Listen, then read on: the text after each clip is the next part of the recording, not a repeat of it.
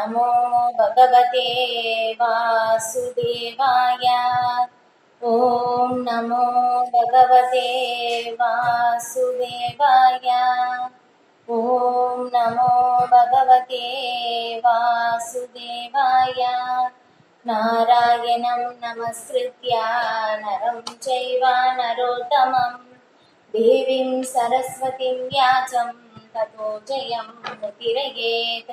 निगमकल्पतरोर्गलितं फलं सुखमुखादमृतद्रवसंयुतं पिबत भागवतं रसमालयं मुहुरहो रसिका भुवि भावुका नष्टप्रायेष्व अभद्रेषु नित्यं भागवतः सेवया भगवते उत्तमश्लोके भक्तिर्भवति नैष्ठिकी। कृष्णाय वासुदेवाय देवकी नन्दनाय च नन्दगोपकुमाराय गोविन्दाय नमो नमः। नमः पङ्कजनाभाय नमः पङ्कजमालिने नमः पङ्कजनेत्राय नमस्ते पङ्कजाङ्घ्रिये। मुखं करोति वाचालं पङ्गुं लङ्कायते गिरिं यत्कृपातमहं वन्दे श्रीगुरुं दीनधारिणं परमानन्दमाधवं श्रीचैतन्य ईश्वरम्। नमो विष्णुपादाय कृष्णप्रेष्ठाय भूतले श्रीमते भक्तिवेदान्त स्वामिनिति नामिने। नमस्ते सरस्वती देवे गौरवाणी प्रचारिणे निर्विशेषा शून्यवादी पाश्चात्य देशधारिणे। जय श्री कृष्ण चैतन्य प्रभु नित्यानंद श्री अद्वैत गदाधर श्रीवासादि गौरभक्त वृंदा। हरे कृष्णा कृष्ण कृष्णा हरे हरे हरे राम राम राम हरे हरे। श्रीमद् भागवतम முதல் காண்டம் பதம் முதல் காண்டம் முதல் அத்தியாயம் பதம் 5. முனையக சாது பிரஸ்தோகம் பவத்பிர்லோகமங்களம் யத்கிருதः கிருஷ்ண சம்ரச்னோ ஏனாத்மா சுப்ரசீததி. மொழிபெயர்ப்பு. முனிவர்களே, உங்களுடைய கேள்விகள் பகவான் ஸ்ரீ கிருஷ்ணரை பற்றியவையாக இருப்பதால் அவை உலக நன்மையுடன் தொடர்பு கொண்டவையாகி மிகச்சிறந்த கேள்விகளாக விளங்குகின்றன. இத்தகைய கேள்விகளால் மட்டுமே முழு ஆத்ம திருப்தியை தர முடியும். பொருளுரை. பாகவதத்திலிருந்து அறியப்பட வேண்டியவர் பரம சத்தியமான ஸ்ரீ கிருஷ்ணரே என்று முன்பே இங்கு குறிப்பிடப்பட்டு உள்ளது. எனவே நைமிஷாரண்ய முனிவர்களின் கேள்விகள் பரமபுருஷ பகவானும் பரம சத்தியமுமான ஸ்ரீ கிருஷ்ணரை பற்றியவையாக இருப்பதால் அவை தகுதியும் நியாயமும் கொண்டவை என ஏற்றுக்கொள்ளப்படுகின்றன. எல்லா வேதங்களிலும் பகவான் ஸ்ரீ கிருஷ்ணரை தேடி அடைவதற்குரிய தூண்டுதலை தவிர வேறொன்றும் இல்லை என்று பகவத்கீதையில் 15.15 பரமபுருஷன் கூறுகிறார். இவ்வாறாக எல்லா வேத விசாரணைகளுக்கும் கருப்பொருளாக இருப்பவர் ஸ்ரீ கிருஷ்ணரை பற்றிய கேள்விகளே ஆகும். முழு உலகமும் கேள்வி பதில்களால் நிறைந்துள்ளது. பறவைகள், மிருகங்கள் மற்றும் மனிதன் ஆகிய அனைவரும் இடைவிடாத கேள்வி பதில்கள் என்னும் விவகாரத்தில் ஓயாமல் ஈடுபட்டுள்ளனர். காலை நேரத்தில் கூடுகளில் உள்ள பறவைகள் கேள்வி பதில்களால் சுறுசுறுப்பு அடைகின்றன. மேலும் மாலை நேரத்திலும் கூட அதே பறவைகள் கூட்டிற்கு திரும்பி வந்ததும் மீண்டும் கேள்வி பதில்களால் சுறுசுறுப்பு அடைகின்றன. மனிதனும் இரவு நேரத்தில் ஆழ்ந்த உறக்கத்தில் இருந்தாலன்றி பலவிதமான கேள்வி பதில்களில் ஓயாமல் ஈடுபடுகிறான். வியாபாரிகளும் கேள்வி பதில்களில் சுறுசுறுப்பாக உள்ளனர். அதே போலத்தான் நீதிமன்றத்தில் உள்ள வழக்கறிஞர்களும் பள்ளிக்கூட மற்றும் கல்லூரி மாணவர்களும் நாடாளுமன்ற உறுப்பினர்களும் கூட கேள்வி பதில்களால் ஓயாமல் ஈடுபட்டுள்ளனர். மேலும் அரசியல்வாதிகளும் பத்திரிகையாளர்களும் கூட இடைவிடாமல் கேள்வி பதில்களால் மூழ்கியுள்ளனர். வாழ்நாள் முழுவதும் இத்தகைய கேள்வி பதில்களில் அவர்கள் மூழ்கி இருப்பினும் இதனால் அவர்கள் சிறிதும் திருப்தி அடைவது இல்லை. பகவான் ஸ்ரீ கிருஷ்ணரை பற்றிய கேள்வி பதில்களால் மட்டுமே ஆத்ம திருப்தியை பெற முடியும். கிருஷ்ணரே நமது மிக நெருங்கிய தலைவரும் நண்பரும் தந்தையும் அல்லது மகனும் மற்றும் இல்லற அன்பின் இலக்கும் ஆவார். கிருஷ்ணரை மறந்து பற்பல கேள்வி பதில்களுக்குரிய விஷயங்களை நாம் உருவாக்கியுள்ளார். ஆனால் அவற்றில் எதுவும் நமக்கு முழு திருப்தியை அளிக்கக்கூடியவை அல்ல. கிருஷ்ணரை தவிர மற்ற எல்லா பொருட்களுமே தற்காலிகமான திருப்தியை மட்டுமே அளிக்கக்கூடியவை ஆகும். ஆகவே பூரண திருப்தியை பெற கிருஷ்ணரை பற்றிய கேள்வி பதில்களில் நாம் ஈடுபட வேண்டும். கேள்வி கேட்கப்படாமலோ அல்லது பதில் அளிக்காமலோ ஒரு நொடி நேரமும் கூட நம்மால் வாழ முடியாது. ஸ்ரீமத் பாகவதம் கிருஷ்ணருக்கு சம்பந்தமுள்ள கேள்வி பதில்களை கொண்டதாக இருப்பதால் உன்னதமான இந்த இலக்கியத்தை படிப்பதாலும் கேட்பதாலும் மட்டுமே மிக உயர்ந்த திருப்தியை நம்மால் பெற முடியும். ஸ்ரீமத் பாகவதத்தை கற்று உணர்வதால் சமூக, அரசியல் அல்லது சமய விவகாரங்களை பற்றிய எல்லா பிரச்சனைகளுக்கும் பூரணமான தீர்வை ஏற்படுத்தி கொள்ள முடியும். ஸ்ரீமத் பாகவதமும் கிருஷ்ணரும் எல்லா பொருட்களிலும் உள்ள சாராம்சமாக உள்ளனர். ஓம் அஜ்ஞானாதிமிராந்தஸ்ய ஞானாஞ்சன சலாகயா சக்ஷுர் உன்மீலிதம் ஏன தஸ்மை ஸ்ரீ குரவே நமஹ. இப்ப இந்த ஸ்லோகத்தில் முனிவர்கள் எல்லாருமே கிருஷ்ணரை பற்றி எங்களுக்கு சொல்லுங்க அப்படின்னு சொல்லி கேட்கும் போதும் இந்த கேள்விகள் கேட்டு சூத்த கோஸ்வாமி ரொம்ப சந்தோஷப்பட்டு சொல்றாங்க. ஏன்னா உங்களுடைய கேள்விகள் எப்படிப்பட்டதாக இருக்கு அப்படின்னு சொல்லும் போதும் உங்களுடைய கேள்விகள் எல்லாமே சர்வ மங்களம், இந்த உலகத்திற்கே மங்களம் அளிக்கக்கூடியவையாக இருக்கின்றது அப்படின்னு சொல்லி இங்க சொல்றாங்க. ஏன்னா பகவானுடைய லீலைகள் எல்லாமே பகவானோட ஒத்த தன்மை கொண்டவை இல்லையா? பகவானோடு பிரிந்து கிடையாது. ஏன்னா பகவானுக்கும் பகவானுடைய லீலைகள், பகவானுடைய நாமம், பகவானுடைய குணங்கள் எல்லாமே பகவானுடையது சம்பந்தப்பட்டுள்ளது. ஆன்மீக உலகத்தில் எல்லாமே இது எல்லாமே ஒன்றுதான் இல்லையா? பகவானுடைய ஆத்மாவுக்கும் பகவானுடைய உடலுக்கும் எந்த வேறுபாடும் இல்லை. ஆனா நம்மை பொறுத்தவரைக்கும் எப்படின்னா உடலுக்கும் ஆத்மாவுக்கும் வேறுபாடு உண்டு இது. ஆனா பகவானுடைய லீலைகள் எல்லாமே எப்படி திவ்யமானவையாக இருக்கின்றது இல்லையா? பகவத்கீதையிலிருந்து நம்ம பாக்குறோம் இது. அதுக்கப்புறம் வேதங்களால் அறியப்பட வேண்டியவர் யாரு அப்படின்னாக்கா பகவான் தான் இல்லையா? வேதேஷ்ட சர்வே அகம் ஏவ வேத்யோ வேதாந்த வேதவித் ஏவ ஜாகம். வேதங்களை அறிந்தவனும் நானே, வேதங்களை தொகுத்தவனும் நானே, வேதங்களால் அறியப்பட வேண்டியவர் நானே இல்லையா? நம்ம எல்லாருமே வேதங்கள் எல்லாமே படித்து நம்ம புரிந்து கொள்வது என்னதுன்னா ஒரே ஒரு இலக்கு, நாம் கிருஷ்ணரை தெரிந்து கொள்ள வேண்டும். கிருஷ்ணரை தெரிந்து கொள்வதற்காகத்தான் நம்ம இந்த எல்லா வேதங்கள் எல்லாமே நாம் படிக்கின்றோம் இல்லையா? எல்லா வேதங்களையும் படித்த பிறகும் நாம் கிருஷ்ணரை அறிந்து கொள்ளவில்லை என்றால் எல்லாமே பயனற்றது. ஒரு இடத்துல நாரத முனிவர் போறாங்க. இப்ப போகும்போது இந்த காட்டுல ஒரு இடத்துல ஒரு நபர் தியானம் செஞ்சுட்டு இருக்காங்க. இப்ப அவங்களை பார்த்து நாரத முனிவர் சொல்றாங்க, என்னன்னா நீ எவ்வளவு இந்த மாதிரி கடுமையான தவம் செய்த பிறகும் நீ கிருஷ்ணரை அறியவில்லை என்றால் இந்த கடுமையான தவம் செய்தும் பயனற்றதுதான். நீ கிருஷ்ணரை அறிந்து கொண்டாய் என்றால் இந்த கடுமையான தவம் செய்தும் பயனற்றதுதான் இல்லையா? ரெண்டுமே ஒண்ணுதான் சொல்றாங்க பாருங்க. நம்ம கிருஷ்ணரை தெரிந்து கொண்டோம் அப்படின்னாக்கா வேற எதுவுமே நான் தெரிந்து கொள்ளணும் அப்படின்னு அவசியமே இல்லை. ஏன்னா கிருஷ்ணரை நம்ம தெரிந்து கொள்ளும் போது இவற்றை எல்லாமே நாம் தெரிந்து கொள்கின்றோம் இல்லையா? அப்ப வேதங்கள் எல்லாமே நம்ம படித்த பிறகும் கிருஷ்ணரை நாம் தெரிந்து கொள்ளவில்லை என்றால் நம்ம வேதங்கள் படித்து எல்லாமே வேஸ்ட் தான். ஒரு இடத்துல இந்த மாதிரி வேதங்கள் எல்லாமே படிச்சவங்க எந்த ஸ்லோகம் கேட்டாலும் அவங்க சொல்லுவாங்க, எது வேணாலும் அவங்க விலைக்கு சொல்லுவாங்க, நல்ல மனப்பாடம் வச்சிருப்பாங்க. இந்த இடத்துல இந்த ஸ்லோகம் சொல்லுங்க அப்படின்னாக்க ஸ்லோகத்தை கரெக்டா அவங்க மனப்பாடமா சொல்லுவாங்க. ஆனா அவங்க கிட்ட போய் கடவுள் யாரு அப்படின்னு கேட்டோம்னா அவங்க யோசிப்பாங்க. இதே மாதிரி ஒரு இடத்துல இந்த மாதிரி நடந்தது. இந்த மாதிரி வேதங்கள் எல்லாமே படிச்சவங்க நிறைய பேர் சில பிரபுபாதர்கிட்ட பேசுறாங்க. இந்த மாதிரி பேசிக்கிட்டே இருக்கும்போது பிரபுபாதர் கேக்குறாங்க, கடவுள் யாரு அப்படின்னு சொல்லி கேட்கும் போது அவங்க என்னமோ பிரம்மம், ஒளி என்னென்னமோ பதில் சொல்றாங்க. ஒரு சின்ன குழந்தை, அந்த குழந்தைய கூப்பிட்டு ஒரு 5 வயது குழந்தைய கூப்பிட்டு அவங்க கிட்ட கேக்குறாங்க, கடவுள் யாருன்னு. கிருஷ்ணா அப்படின்னு சொல்லி அந்த குழந்தை சொல்லிட்டு போயிடுச்சு இல்லையா? பகவானுடைய நாமத்தை அந்த குழந்தை சொன்னதுனால கிருஷ்ணர் தான் முழுமுதல் கடவுள் அப்படின்னு சொல்லி ரொம்ப எளிமையாக புரிந்து கொள்ள முடியுது. அந்த குழந்தை வேதங்கள் படிக்கவும் இல்லை இல்லையா? ஆனா அந்த குழந்தைக்கு தெரிகிறது இவங்க எல்லாருமே வேதங்கள் எல்லாமே படித்தவர்களால புரிந்து கொள்ள முடியவில்லை, கிருஷ்ணர் தான் முழுமுதல் கடவுள் அப்படின்னு சொல்லி. அப்ப கிருஷ்ணரை நான் புரிந்து கொள்ள வேண்டும் அப்படின்னாக்கா நம்ம பகவானுடைய கருணையால் தான் நம்ம புரிந்து கொள்ளவும் முடியும். அதுக்கப்புறம் இது பகவத்கீதையில் சொல்லப்பட்டிருக்கிறது, இது 7வது அத்தியாயத்தை. வந்து நம்ம வந்து கிருஷ்ணனுடைய கருணையால் தான் புரிந்து கொள்ள முடியும். பக்தர்களுடைய கருணையால் மட்டும்தான் வந்து கிருஷ்ணரை வந்து புரிந்து கொள்ள முடியும். நம்ம வந்து எவ்வளவு யாகங்களை செய்வதன் மூலமாகவும், அதுக்கப்புறம் வந்து இந்த மாதிரி வேதங்களை எல்லாமே வந்து படிப்பதன் மூலமாகவும், இந்த நிறைய தானங்கள் செய்வதன் மூலமாகவும் பகவானை அறிந்து கொள்ள முடியுமா அப்படின்னாக்கா கண்டிப்பாக முடியாது. பகவானுடைய கருணையால் தான் வந்து புரிந்து கொள்ள முடியும்.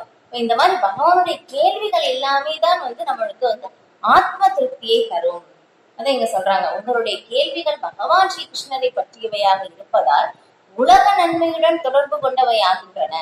ஏன்னா கிருஷ்ணரை பற்றிய லீலைகள் வந்து அவ்வளவு உன்னதமானதாக வந்து இருக்கு. ஏன்னா அந்த கேள்விகளால் மட்டும்தான் வந்து நமக்கு முழு ஆத்ம திருப்தியை வந்து தர முடியும். நான் வந்து முதல்ல வந்து ஸ்ரீமத் பாகவதம் வாங்குறதுக்காக வந்து போயிருக்கும் போது எனக்கு முதல் காண்டம் இந்த புத்தகம் வந்து குடிக்கும்போது எனக்கு வந்து சொன்னாங்க. ஏன்னா அப்ப வந்து ஸ்ரீமத் பாகவதம்லாம் அதை பத்தி எனக்கு எதுவுமே தெரியாது. அப்ப வந்து அவங்க கொடுக்கும்போது என்ன சொல்லி கொடுத்தாங்கன்னா, நீங்க இது படிச்சீங்கன்னா வேற எதுவுமே படிக்க மாட்டீங்க அப்படின்னு சொன்னாங்க. எனக்கு புரியவே இல்லை. ஆனா இப்ப படித்த பிறகுதான் வந்து தெரியுது எவ்வளவு உயர்ந்தது. நம்ம வந்து என்ன கேள்விகளுக்கு நமக்கு பதில் வேணுமோ எல்லா கேள்விகளுக்கும் வந்து பதில் வந்து ஸ்ரீமத் பாகவதத்தில் வந்து அடங்கியிருக்கு. எல்லாமே எல்லா கேள்விகளுக்கும் பதில் வந்து ஸ்ரீமத் பாகவதம் மட்டும்தான் பதில். நம்ம படிச்சோம் அப்படின்னாக்கா எல்லாமே வந்து இதுல இருந்து நம்ம தெரிந்து கொள்ள முடியும். சரி, பௌதிகமானது கூட நம்மளால வந்து இதுல இருந்து தெரிந்து கொள்ள முடியும். ஆன்மீகமானது மட்டும் கிடையாது, பௌதிகமானதும் கூட வந்து நான் வந்து இதுல இருந்து தெரிந்து கொள்ள முடியும் அப்படின்னு வந்து இங்க சொல்லப்படுது. அப்ப வந்து இதுல பார்க்கும்போது என்னன்னா இப்ப வந்து இங்க எல்லாருமே வந்து ஏதோ ஒரு கேள்விகளால் தான் வந்து இல்லையா, ஒருத்தர் வந்து கேள்வி கேட்பாங்க, அதுக்கப்புறம் அவங்க பதில் சொல்லுவாங்க. இந்த மாதிரிதான் எல்லா இடத்துலயும் வந்து நடக்குது இல்லையா. ஒருத்தர் பேசுவாங்க, அதுக்கப்புறம் அவங்க கேட்ட பிறகு அவங்க என்ன பேசுனாங்களோ அதுக்கு வந்து பதில் சொல்றாங்க. இந்த மாதிரிதான் வந்து நம்மளுடைய எல்லாமே வந்து நம்ம வந்து போயிட்டு இருக்கு. ஆனா வந்து எவ்வளவு பேசினாலும் வந்து நமக்கு திருப்தி ஏற்படுதா அப்படின்னு கேட்டோம்னா நமக்கு வந்து திருப்தி ஏற்படுவதே இல்லை இல்லையா. அப்ப வந்து திருப்தி ஏற்படும் அப்படின்னாக்கா அதுக்கு வந்து எப்ப வந்து அது திருப்தி ஏற்படும்னா பகவானுடைய லீலைகள் கேட்கும் போது மட்டும்தான் நமக்கு வந்து நம்முடைய எல்லா புலன்களும் வந்து திருப்தி அடையும். அவ்வளவு உன்னதமானவையானது. ஏன்னா வந்து பகவானுடைய லீலைகள் எப்படின்னா பகவான் கிருஷ்ணரையே வந்து கவர்ந்து இழுக்கின்றது. ஏன்னா இதே வந்து இப்ப நீங்க ஜெகநாதர் அவங்களுடைய இது பார்த்துப்பீங்க, பூரி ஜெகநாதர் இல்லையா. அப்ப அவங்களுடைய உருவம் பார்த்தாலே எப்படி இருக்கும், என்னடா ஒரு கடவுள் என்ன இந்த மாதிரி வந்து இருக்காங்க அப்படின்னு சொல்லி நமக்கு தெரியும் இல்லையா. இப்ப வந்து நம்ம வந்து ரொம்ப விகாரமா, நம்ம வந்து ரொம்ப ஆனந்தமா இருக்கும்போது சிரிக்கும் போது பார்த்தோம்னா நம்முடைய முகம் வந்து எப்படி இருக்கும், பார்க்கவே நல்லாவே இருக்காது. ஆனா பகவான் வந்து எந்த மாதிரி ஒரு விதத்துல வந்து சிரிச்சாலும் எப்படி பண்ணாலும் பகவான் வந்து ரொம்ப அழகாக வந்து இருப்பாங்க. ஆனா இது அந்த உருவம், ஜெகநாதருடைய உருவம் எப்படி வந்ததுன்னா, இப்ப வந்து ரத யாத்திரை வந்து வரப்போகுது. ஜெகநாத் பூரியில வந்து ரத யாத்திரை ஜூலை மாதம் வந்து வரும். அப்ப வந்து என்னன்னா அந்த ஜெகநாதர் அந்த உருவம் எப்படி வந்தது அப்படின்னு சொல்றது நிறைய கதைகள் இருக்கு. ஒரு கதை மட்டும் வந்து நம்ம வந்து பார்க்கலாம். என்னன்னு இப்ப வந்து என்னன்னா இங்க துவாரகை ராணிகள் இல்லையா, துவாரகையில வந்து பார்த்தோம்னா பகவானுக்கு 16,108 ராணிகள் வந்து இருக்காங்க. இப்ப அவங்க எல்லாருக்குமே வந்து பகவானுடைய பாலிய லீலை பற்றி வந்து தெரியாது. அதை வந்து தெரிந்து கொள்ளணும் அப்படின்னு சொல்லும் போது அங்க வந்து ரோஹிணி மாதா வந்து அங்க வந்துட்டாங்க. வந்து அங்க வரும்போதும் அப்ப வந்து எல்லா ராணிகளும் வந்து சேர்ந்து அந்த யாருன்னு வந்து கேட்கலாம் அப்படின்னு சொல்லும் போது ஏன்னா ரோகிணி மாதா வந்து பகவானுடைய லீலைகள் எல்லாமே சிறு வயசுல இருந்து எல்லாமே வந்து பார்த்துருக்காங்க.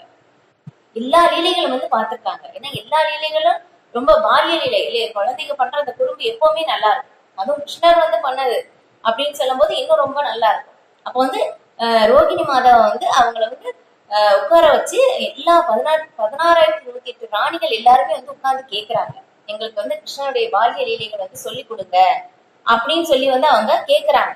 இப்ப அந்த மாதிரி கேட்கும் போது ரோகிணி மாதா சொல்றாங்க, இது ரொம்ப ரகசியம், யாருமே வந்து கேட்கக்கூடாது, முக்கியமாக கிருஷ்ணர் பலராமர் வந்து இங்க வரும்போது கேட்கக்கூடாது அப்படின்னு சொல்லி அவங்க என்ன பண்றாங்கன்னா, அப்ப அரண்மனையில வந்து அந்த எல்லா கதவையும் வந்து மூடிடுங்க, ஜன்னல் கதவு எல்லாமே மூடிடுங்க அப்படின்னு வந்து சொல்றாங்க.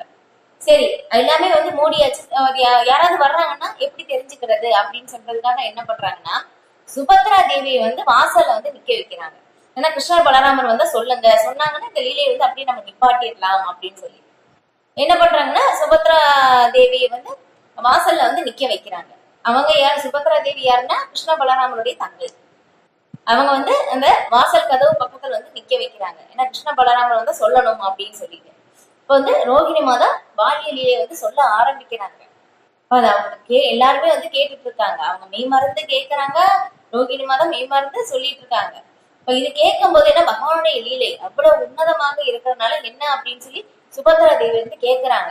அவங்க கேட்க கேட்க எல்லாரும் அந்த உன்னதமான பரவச நிலையில் வரும்போது கண்ணெல்லாம் பெருசாயிருக்கு.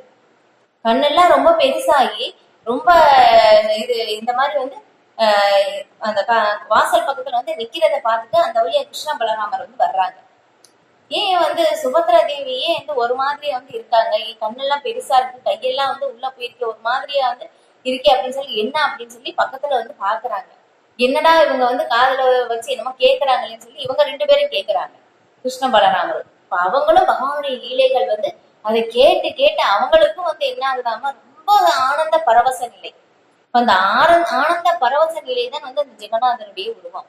இது வந்து அந்த உருவத்தை வந்து பாக்குறாங்க. இப்ப வந்து என்ன ஆகுதுன்னா அந்த அவ்வளவு சந்தோஷத்துல கண்ணெல்லாம் ரொம்ப பெருசாகி கையெல்லாம் உள்ள போயிருச்சாமா, காலெல்லாம் உள்ள போயிருச்சு. அந்த உருவமே வந்து ஒரு பாதி உருவமாக வந்து தெரியுது. அந்த வழியா வந்து நாரத முனிவர் வந்து வர்றாங்க. இப்ப இதை பார்த்த உடனே நாரத முனிவருக்கு ரொம்ப சந்தோஷம். இந்த உருவத்தை வந்து நான் பார்த்துட்டேனே, எல்லாருமே வந்து பார்க்கணுமே அப்படின்னு சொல்லி வந்து நாரத முனிவர் வந்து பகவான் வந்து வேண்டி கேட்கும் போது வந்து கலியுகத்தில் வந்து இந்த மாதிரி வந்து பூரியில வந்து நான் வந்து ஜெகநாதராக இந்த உருவத்தில் வந்து நான் எல்லாருக்கும் வந்து தரிசனம் கொடுப்பேன் அப்படின்னு சொல்லி பகவான் வந்து அங்கே வர்றாங்க. அதாவது பகவானுடைய லீலைகள் வந்து அவ்வளவு உன்னதமானவையாக வந்து இருக்கு. ஆனா அந்த லீலைகள் பகவானையே வந்து கவர்கின்றது. அந்த அதை பற்றின பகவானை பற்றின லீலைகளால் வந்து பகவானை பற்றின விஷயங்கள் மட்டுமே தான் ஆத்மாவிற்கு முழு திருப்தியை அளிக்க முடியும். இதுதான் நம்மளுடைய நிலை. ஆனா வந்து என்ன ஆகுதுன்னா வந்து அதை தவிர்த்து வேற எத்தனையோ விஷயங்கள் எல்லா இடத்துல வந்து பேசப்படுது இல்லையா? இப்ப வந்து இந்த சட்டசபையிலையும் வந்து நீதிமன்றத்திலும் இந்த மாதிரி வந்து எத்தனையோ வந்து பிரச்சனைகளை வந்து தீர்க்கிறதுக்காக வந்து நிறைய இடத்துல நிறைய வந்து விவாதங்கள் வந்து செய்யப்படுது. ஆனா அந்த பிரச்சனை வந்து முடிந்ததா அப்படின்னு கேட்டா கண்டிப்பா அது வந்து முடியாது. ஏன்னா பகவானுடைய லீலைகள் மட்டும்தான் வந்து அங்கே எல்லா பிரச்சனைகளுக்கும் வந்து தீர்வு, அது மட்டும்தான். ஆனா மத்த இடத்துல எவ்வளவோ கேள்விகள் வந்து கேட்கிறோம், எவ்வளவோ பேசுறோம் இல்லையா? பேசுறதுக்கு வந்து எவ்வளவு மனிதன் வந்து தூங்குற நேரம் தவிர, சில பேர் தூக்கத்திலையும் பேசுறாங்க இல்லையா? தூங்குற நேரம் தவிர எல்லா நேரமும் வந்து பேசுறாங்க இல்லையா? ஆனா என்ன பேசுறோம்னோ தெரியல. அந்த பேச்சினாலே வந்து பேசுறவங்களுக்கும் திருப்தி இல்லை, கேட்பவர்களுக்கும் திருப்தி இல்லை.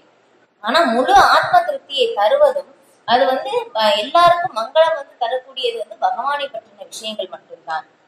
இது நான் பிரபுபாதர் வந்து ஒரு இடத்துல வந்து எழுதியிருக்காங்க ஸ்ரீமத் பாகவதத்துல. ஏன்னா ஒரு 50 வருடத்துக்கு முன்னாடி வந்து பார்க்கும் போதும் வந்து இப்ப திரைப்படமே எடுக்கிறாங்க அப்படின்னாலும் அது வந்து கிருஷ்ணரை சாராமல் வந்து திரைப்படம் கூட எடுக்க மாட்டாங்களாம். யாரும் நடிக்க கூட வரமாட்டாங்களாம் நாடகம் அப்படி இருந்தாலும். பாருங்க அந்த அளவுக்கு வந்து இருந்திருக்கு. எல்லாமே அவங்க செய்கின்ற ஒவ்வொரு செயலும் வந்து கிருஷ்ணரை சம்பந்தப்படுத்தி தான் எல்லாமே வந்து செய்யப்பட்டு இருந்தது. ஆனா வந்து இப்ப வந்து என்ன ஆச்சு பாருங்க, கலியினுடைய அந்த தாக்கத்தினால் வந்து இது எல்லாமே வந்து மறந்து போயிடுச்சு. ஏன்னா கிருஷ்ணர் மட்டும்தான் நம்முடைய நித்திய உறவு. ஆனா வந்து அது என்ன ஆச்சுன்னா நம்ம வந்து மறந்துட்டோம். இப்ப அந்த ஒரு நிலைதான் வந்து இங்க எல்லாருமே துன்பப்படுவதற்கு காரணமாக இருக்கின்றது. இப்ப வந்து இங்க வந்து கிருஷ்ணரை பற்றின கேள்விகளால் தான் ஆத்ம திருப்தியை தர முடியும். அப்ப அந்த கிருஷ்ணரை பற்றிய கேள்விகள் எல்லாமே வந்து ஸ்ரீமத் பாகவதத்தில் வந்து கொடுக்கப்பட்டிருக்கு. இப்ப நம்ம வந்து இந்த ஸ்ரீமத் பாகவதத்தை நாம் வந்து படிப்பதன் மூலமாகவே நாம் கிருஷ்ணரோட நேரடியாக தொடர்பு கொள்ள முடியும். இதன் மூலமாக நம்ம வந்து ஆத்மாவுக்கு பூரண திருப்தியையும் வந்து கொடுக்க முடியும். அடுத்த ஸ்லோகம் பதம் 6. சவை பும்சாம் பரோ தர்மோ இதோ பக்திர் அதோக்ஷஜே அவை துக்கி அப்ரதிஹதா ஆத்மா சுப்ரஷீததே. மொழிபெயர்ப்பு. எதனால் மனிதன் பரம புருஷரின் உன்னதமான பக்தி தொண்டை பெற முடியுமோ அதுவே மனித வர்க்கம் முழுமைக்கும் தர்மமாகும். ஆத்மாவை பூரண திருப்திப்படுத்துவதற்கு இத்தகைய பக்தி தொண்டு உள்நோக்கம் இல்லாததாகவும் இடையராததாகவும் இருக்க வேண்டும். பொருள்கள். இக்கூற்றில் ஸ்ரீ சூத கோஸ்வாமி ஒரு செகண்ட்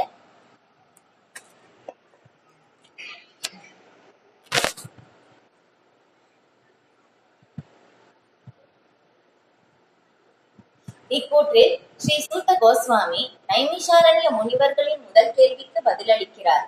இழிவடைந்த நிலையிலுள்ள பொதுமக்கள் சுலபமாக பின்பற்றுவதற்காக வேத சாஸ்திரங்கள் முழுவதையும் சுருக்கி அவற்றின் சாராம்சத்தை மட்டும் வழங்குமாறு முனிவர்கள் அவரை கேட்டுக்கொண்டனர். வேதங்கள் இருவகையான உத்தியோகங்களை மனிதனுக்கு நியமித்துள்ளன. ஒன்று புலன் இன்பம் அல்லது பிரவிருத்தி மார்க்கம் என்றும், மற்றது துறவரம் அல்லது நிவிருத்தி மார்க்கம் என்றும் அழைக்கப்படுகின்றன. இப்ப இதுல பார்த்தோம்னா இந்த ஸ்லோகம் ரொம்ப ரொம்ப முக்கியமானது. சவை பும்சாம் பரோதர்மோ ஏதோ பக்தி அதோக்ஷஜே அகைத்துகி அப்பிரதியதா ஏத்மா சுப்ரஷிததி அப்படின்னு சொல்லி எந்த ஒரு எல்லா விதத்திலையும் மிக உயர்ந்த தர்மம் பரோ தர்மமாக இருப்பது என்ன அப்படின்னு சொல்லி பார்க்கும் போதும் இல்லையா, பகவான் ஸ்ரீ கிருஷ்ணருக்கு பக்தி தொண்டு செய்வதுதான் மிக உயர்ந்த தர்மம். ஆத்மாவுடைய நிலை அதுதான் இல்லையா. பகவத்கீதையில நம்ம பாக்குறோம், முதல் பாடம் என்ன, நான் உடல் அல்ல ஆத்மா அப்படின்னு சொல்லி அதுல 2வது அத்தியாயத்துல சொல்லப்பட்டிருக்கு இல்லையா. ஆத்மாவுடைய பற்றின விளக்கம் கூட அதுல சொல்லப்பட்டிருக்கு. அப்ப நம்ம உடல் அல்ல ஆத்மா அப்படின்னு சொல்றது அது ஞானம் இல்லையா. அப்ப அது மட்டும் நாம் தெரிந்து கொண்டால் துன்பத்தை நம்ம போக்குவதற்கான வழியா அப்படின்னு கேட்டோம்னா இல்ல இல்லையா. அப்ப ஆத்மாவுக்கும் செயல் இருக்கு.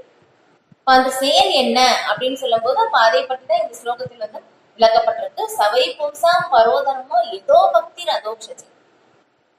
எதனால் மனிதன் பரம புருஷரின் உன்னத பக்தி தொண்டை பெற முடியுமோ அதுவே மனித வர்க்கம் முழுமைக்கும் தர்மமாகும். அதுதான் பரோதர்மம், மிக உயர்ந்த தர்மம். அதுதான் இல்லையா. நிறைய பேர் என்ன சொல்லுவாங்கன்னா, எனக்கு என்ன தோணுதோ அதுதான் நான் பண்றேன், என் மனசுல எது செயல்படுதோ அதுதான் பண்றேன் அப்படின்னு சொல்லுவாங்க.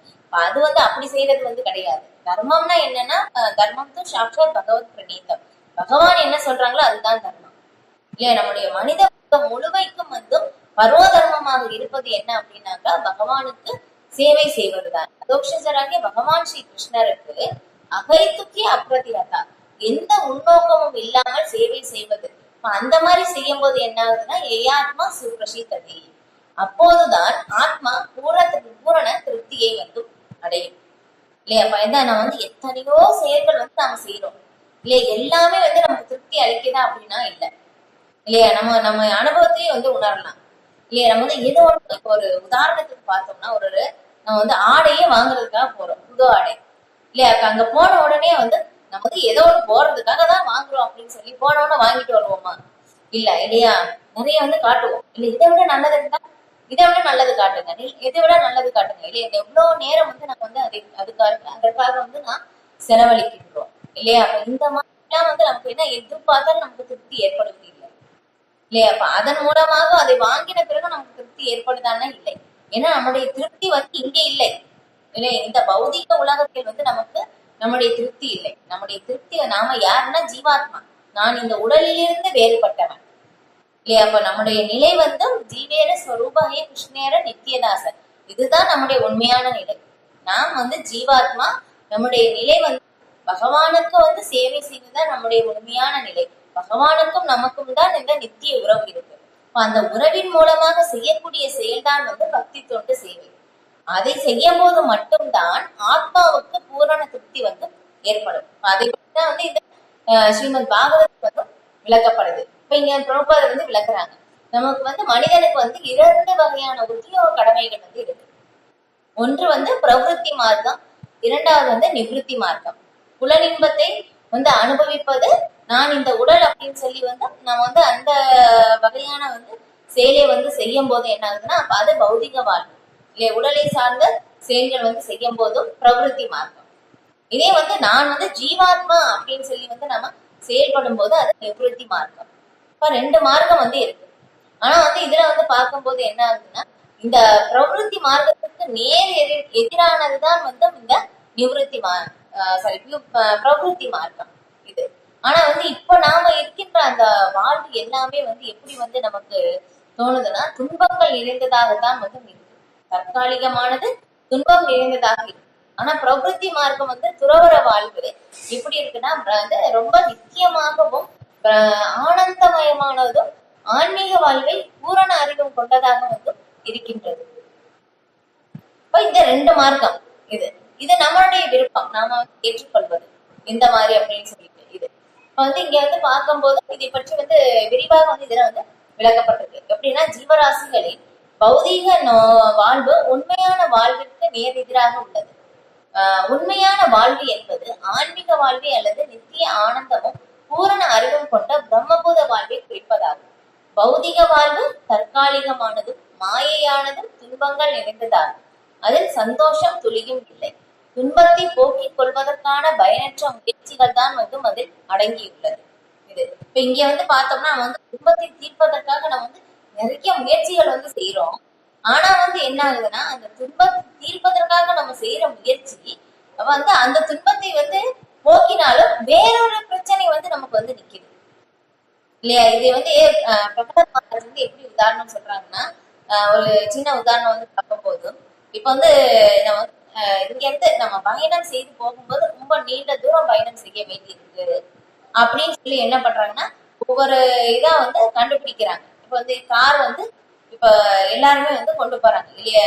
நீண்ட தூரம் வந்து பயணத்திற்கு வந்து நமக்கு ரொம்ப நல்லா இருக்கு அப்படின்னு சொல்லிட்டு வந்து வேகமா வந்து நம்ம சீக்கிரமா வந்து போயிடலாம் அப்படின்னு சொல்லி.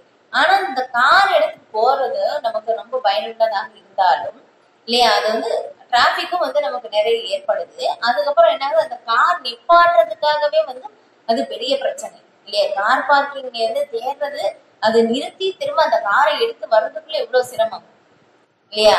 இப்ப வந்து இங்க பௌதிக உலகம் அப்படிதான் வந்து ஒரு பிரச்சனையை வந்து நம்ம தீர்க்கலாம் அப்படின்னு சொல்லி வந்து நம்ம செய்யும் போது என்ன ஆகுதுன்னா, வேறு பிரச்சனை வந்து நிக்குது.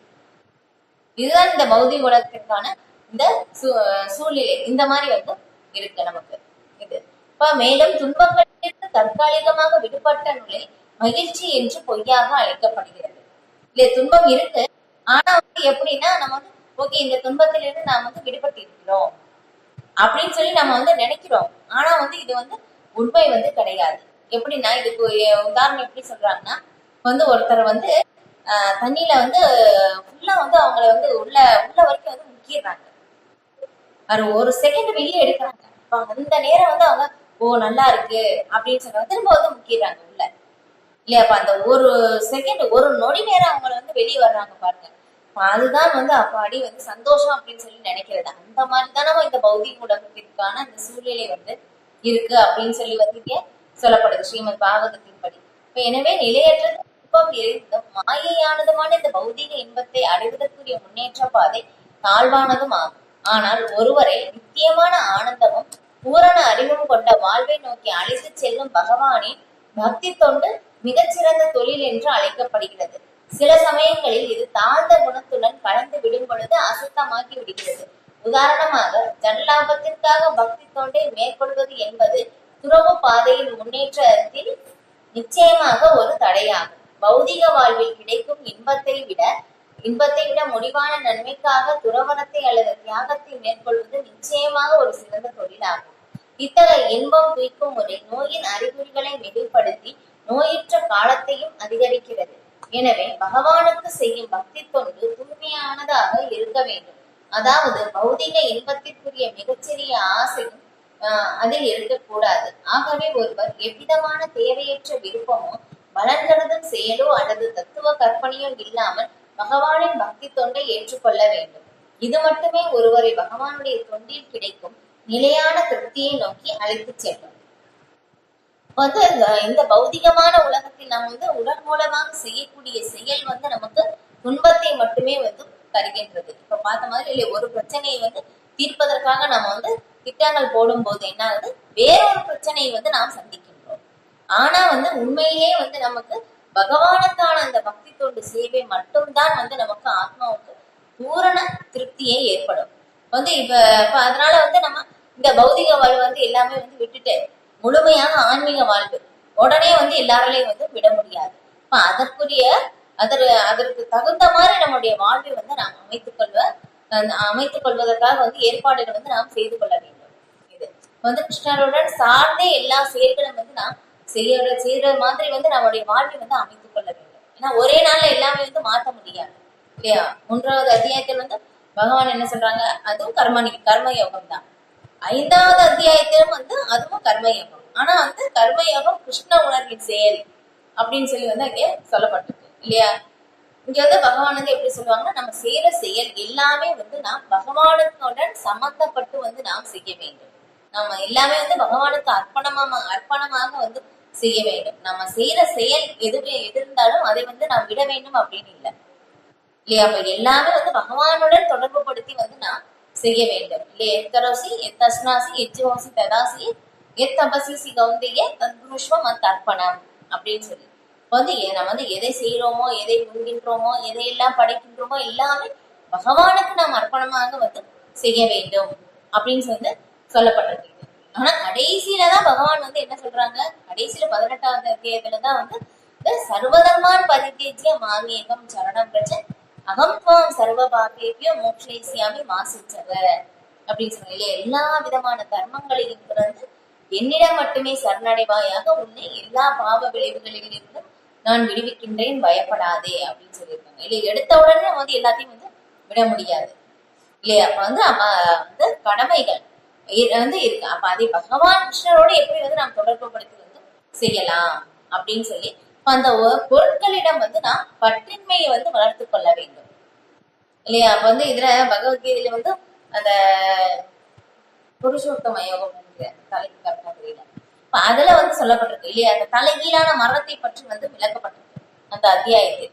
இப்ப அதுல வந்து எப்படி இருக்குன்னா, நான் வந்து மரம் வந்து நேராக இருக்குன்னு தான் பாக்குறோம் இல்லையா? வேர் கீழே இருக்கும், மரம் மேல இருக்கும், அப்படிதான் நம்ம பாக்குறோம். இது உதாரணம் எப்படி கொடுக்கப்பட்டிருக்குன்னா, தலைகீழான மரம் வேர் மேல இருக்கு, மரம் வந்து கீழே இருக்கு இல்லையா? இப்ப அந்த நீர்நிலைகள் பக்கத்துல இருந்து பார்க்கும்போது அந்த நிழல் வந்து நம்ம தலைகீழாக இருக்கிறது வந்து பார்க்கலாம்.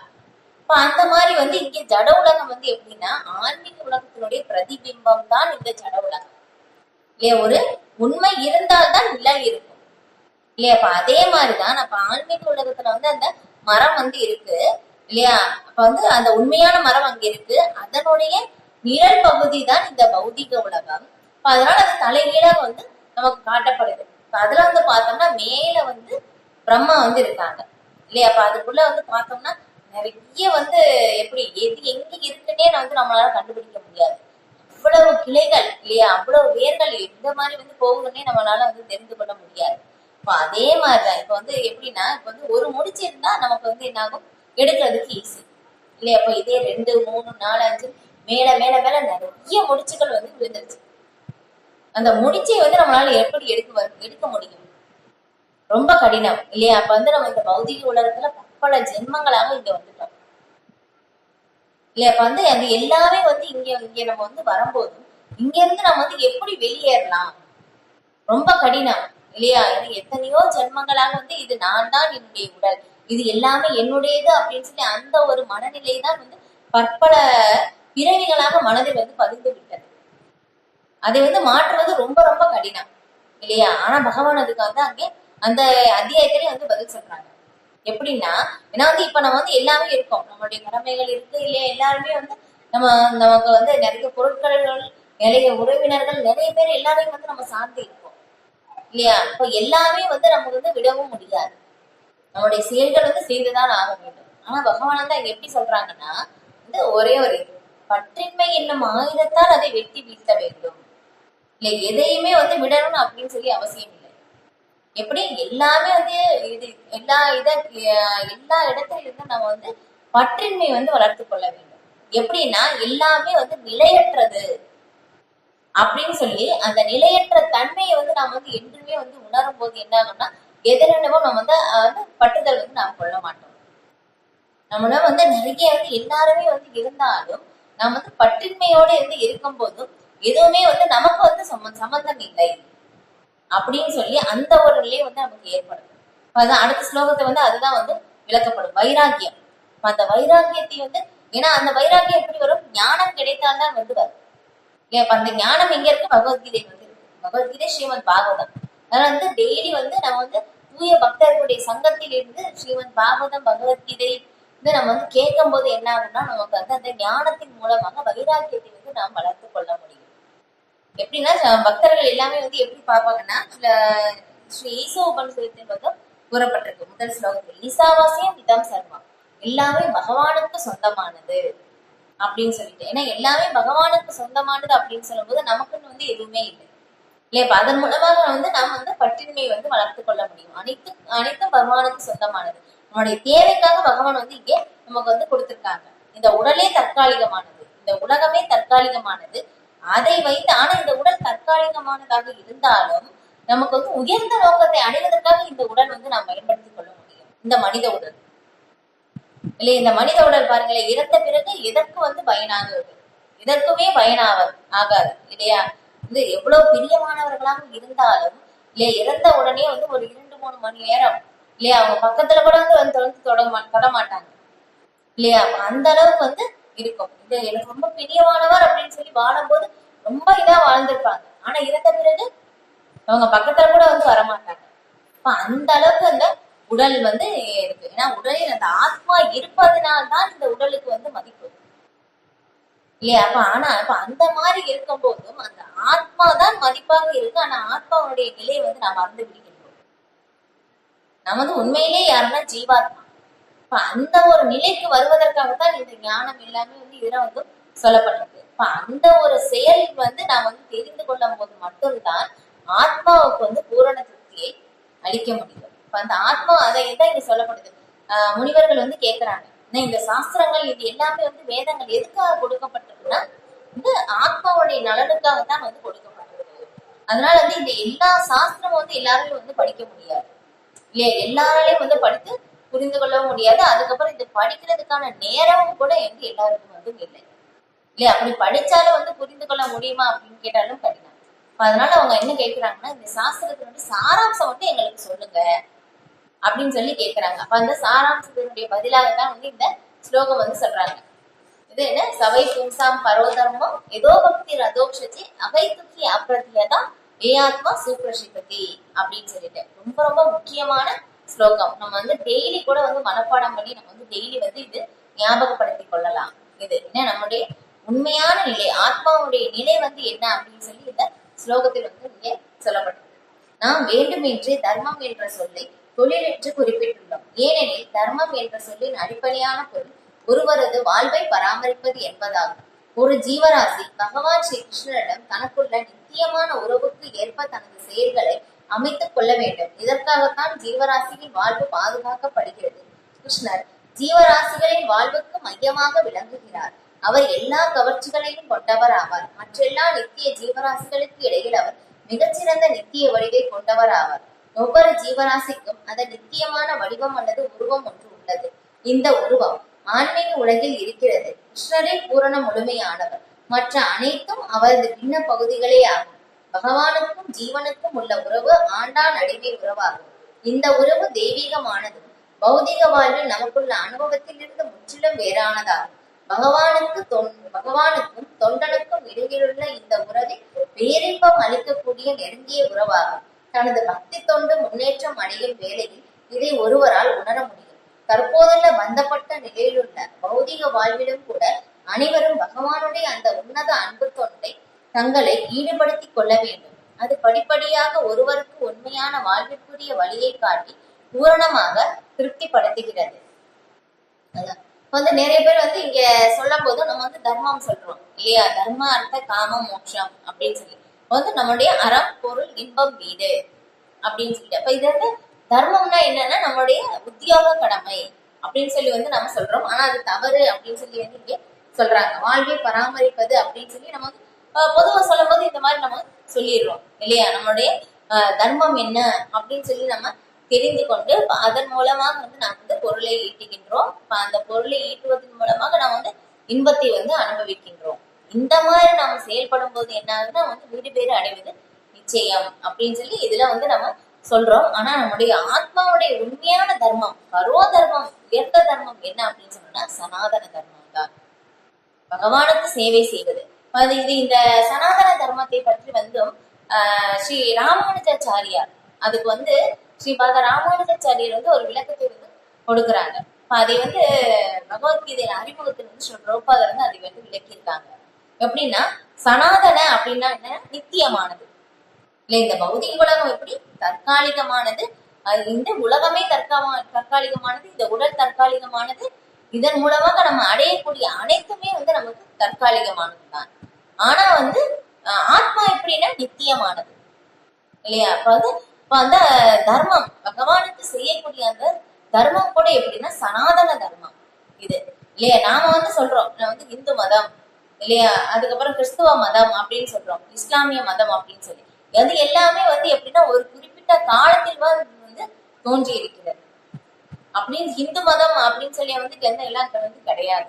இது ஒரே ஒரு தர்மம் தான் இருக்கு, என்னன்னா சனாதன தர்மம் மட்டும்தான் இருக்கு இல்லையா? பகவத்கீதை நம்ம சொல்றோம் அப்படின்னாக்கா இந்துக்கள் தான் படிக்கிறதுன்னு இல்லை, இது சனாதன தர்மத்தை பற்றி போதிக்கிட்டு பகவத்கீதை ஸ்ரீமத் பாகவதம். என்ன அப்படின்னாக்கா சனாதன தர்மம்னா என்னன்னா ஆத்மாவுடைய உண்மையான நிலையை பற்றி போதிப்பது இல்லையா? மதம்னா என்ன அப்படின்னாக்கா பகவானிடம் அன்பை சொல்லிக் கற்றுக் கொடுப்பதுதான் உண்மையான மதம். பகவானிடம் அன்பை எங்கேயுமே கற்றுக் கொடுக்கவில்லை அப்படின்னாக்கா அது உண்மையான மதமே கிடையாது. பிரபுபாதர் அப்படிதான் விளக்குறாங்க. ஏன்னா நம்ம நல்லா கவனிச்சு பார்த்தா தெரியும் இல்லையா? இப்ப என்ன சில பிரபுபாதர் எப்படி சொல்றாங்கன்னா, நம்ம ஒரு மதத்திலிருந்து இன்னொரு மதம் மாறுறாங்க இல்லையா? சில பேர் அப்படி பண்றாங்க. இந்துவிலிருந்து கிறிஸ்துவ மதத்திற்கு மாறுறாங்க இல்லையா? கிறிஸ்துவ மதத்திலிருந்து இஸ்லாமிய மதத்திற்கு மாறுறாங்க. இந்த மாதிரி மாறுறாங்க. அதை பற்றி கவலையே இல்லை. ஆனா நம்ம நல்லா கவனிச்சு பார்த்தோம்னா ஒரு நபர் இன்னொரு நபருக்கு சேவை செய்யறாங்க. இதுதான் நம்ம பார்க்க முடியும் இல்லையா? எந்த மதமா இருந்தாலும் ஓகே இல்லையா? கிறிஸ்துவ மதமாக இருந்தாலும் இல்லையா, இந்து மதமாக இருந்தாலும், இஸ்லாமிய மதமாக இருந்தாலும், பௌத்த மதமாக இருந்தாலும், எந்த மதமாக இருந்தாலும் ஓகே. எப்படி இருந்தாலும் பார்க்கும்போது பொதுவா பார்க்கும்போது எப்படி இருக்குன்னா ஒரு நபர் இன்னொரு நபருக்கு சேவை செய்யறாங்க இல்லையா? அப்படித்தானே எல்லாருமே செஞ்சுட்டு இருக்காங்க.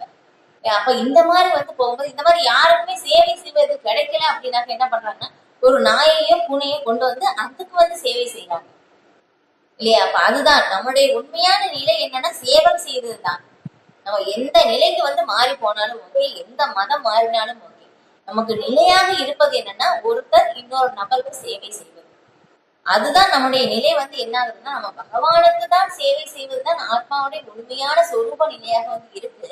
ஆனா என்ன ஆகுதுன்னா இந்த மாயையினோட இந்த தாழ்ந்த ஜட இயற்கையோட நாம் தொடர்பு கொண்டதினால் என்ன ஆகுதுன்னா நம்ம தவறான ஒரு இடத்தில் அந்த சேவையை செய்கின்றோம். அதனால ஆத்மாவுக்கு திருப்தி ஏற்படவில்லை. அப்ப ஆத்மாவுக்கு திருப்தி ஏற்படும்னா நம்மளுடைய நித்திய உறவு பகவானுக்கும் நமக்கும் தான் அந்த நித்திய உறவு இருக்கு. அந்த உறவின் மூலமாக அந்த உறவை நாம் அதை நாம் புதுப்பித்துக் கொள்ள வேண்டும். நம்ம ஆல்ரெடி நமக்கு அந்த உறவு இருக்கு நம்ம மனதிற்குள்ள, புதிதாக எதுவுமே கொண்டு வரவில்லை, ஆல்ரெடி இருக்கு. அதை நாம் திரும்ப கொண்டு வர்றோம்.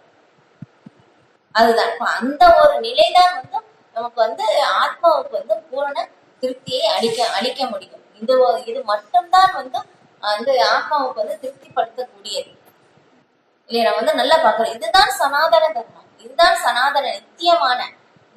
பகவானுக்கும் நமக்கும் இருக்கின்ற உறவு எப்பயோ இருக்கு. ஏன்னா பகவான் எப்படின்னா பகவான் நெருப்பு மாதிரி. அந்த நெருப்பிலிருந்து வருகின்ற ஒரு நாம் அந்த மாதிரி பகவானுடைய பாகமாக நாம் இருக்கின்றோம். பகவானோட நாம் பிரிந்து அனுபவிக்கணும் அப்படின்னு சொல்லி இங்க வந்ததுனால நம்ம எவ்வளவோ செஞ்சு பாக்குறோம் நம்ம ஆனந்தம் அனுபவிக்கிறதுக்காக. ஆனா இங்க நமக்கு ஆனந்தமே கிடைக்கவில்லை இல்லையா? ஒரு உடலின் பாகம் உடலோடு சேர்ந்து இருக்கும் போதுதான் அந்த பாகத்திற்கு மதிப்பும் இருக்கு. அது அதனால பயனும் இருக்கு. ஆனா அந்த பாகத்திலிருந்து அந்த உடலில் இருந்து பாகம் பிரிஞ்சிருச்சுன்னா உடலுக்கு இழப்பு இல்லை இல்லையா? அந்த பாகத்திற்கு தான் இழப்பு. இப்ப அதை எப்படி நான் உதாரணம் சொல்றேன்னா ஒரு எந்திரம் இருக்கு இல்லையா? இப்ப அந்த எந்திரத்துல நிறைய பாகங்கள் உதிரி பாகங்கள் எல்லாமே இணைத்து வச்சிருப்பாங்க இல்லையா? அப்ப அது எல்லாமே இயங்கும். இப்ப அந்த அந்த எந்திரத்துல இருந்து ஒரு சின்ன ஒரே ஒரு பாகம் மட்டும் அது விழுந்துருச்சு அப்படின்னாக்கா அந்த எந்திரத்துக்கு எந்த இழப்பு இல்லை இல்லையா? அப்ப அந்த சின்ன பாகம் எதனுடனே பொருத்த முடியாது இல்லையா? அது சும்மாதான் வேஸ்டா தான் அப்படியே தான் இருக்கும். ஆனா அந்த பாகம் அந்த எந்திரத்தோட சரியான இடத்துல பொருத்திட்டோம்னா அந்த பாகம் மதிப்புள்ளதாக ஆகின்றது. அதே மாதிரிதான் நாம எல்லாருமே பகவான் பரமாத்மா, நாம எல்லாருமே பகவானுடைய ஜீவான மக்களாக இருக்கின்றோம், பகவானுடைய ஒரு பாகமாக இருக்கின்றோம். நாம பகவானோட இணைந்து இருக்காம பகவானோட பிரிந்து நாம இன்பத்தை அனுபவிக்கணும் அப்படின்னு சொல்லி பாக்குறோம். அது அனுபவிக்க முடியல. உதாரணம் எப்படி சொல்லணும்னா இப்ப வந்து நம்ம வந்து இங்க நிறைய புகழ் வந்து நம்ம வந்து சேர்த்து வைக்கிறோம் இல்லையா, அது ஒரு 0, அது ஒரு 0 இல்லையா. அதுக்கப்புறம் வந்து நிறைய செல்வம் வந்து நம்ம சேர்க்கிறோம், அது ஒரு 0. அதுக்கப்புறம் நிறைய குடும்ப அங்கத்தினர்கள் இல்லையா, எனக்கு நிறைய நலன் விரும்புகள் இருக்காங்க, குடும்ப அங்கத்தினர்கள் இருக்காங்க அப்படின்னு சொல்லி எல்லாமே வந்து நம்ம சேர்க்கிறோம், அது ஒரு 0. இந்த மாதிரி நம்ம வரிசையை ஒண்ணு நம்ம சேர்த்துக்கிட்டே போறோம், எல்லாமே ஒரு 0 0 இல்லையா. 0 எவ்வளவு நான் வந்து சேர்த்தாலும் எந்த மதிப்பும் இல்லை. ஆனா அந்த 0க்கு முன்னாடி இல்லையா ஒரு நம்பர் 1 அப்படி சேர்த்துட்டோம் அப்படின்னாக்கா 0 எவ்வளவு சேர்த்தாலும் பக்கத்துல ஒரு 1 அப்படின்னு சொல்லி அந்த நம்பர் வந்து சேர்க்கும் போது மட்டும்தான் வந்து அந்த 0க்கு மதிப்பு இருக்கு. அந்த 1 என்ன அப்படின்னாக்கா வந்து பகவான் கிருஷ்ணர் இல்லையா. நம்ம வந்து எவ்வளவு செல்வம் வந்து சேர்க்கலாம் இல்லையா, எவ்வளவு புகழ் வந்து நமக்கு இருக்கலாம், என்ன வேணாலும் நம்ம வந்து இருக்கலாம். ஆனால் அது பகவானோட தொடர்பு படுத்தி இல்லை என்றால் எல்லாமே பயனற்றதுதான். அதுதான் வந்து ஆத்மாவுக்கு வந்து நம்ம எவ்வளவு செயல் செய்தும் திருப்தி ஏற்படாத ஒரு நிலை வந்து ஏற்படுது. அதுதான் வந்து நம்ம வந்து மறந்துட்டோம். ஒரு பக்தர் வந்து பிரார்த்தனை வந்து செய்யறாங்க, பகவானே நான் வந்து மாயை என்னும் இதில் நான் வந்து நிராகரமான நிலையில் நான் வந்து இங்கே வந்து விழுந்து விட்டேன்.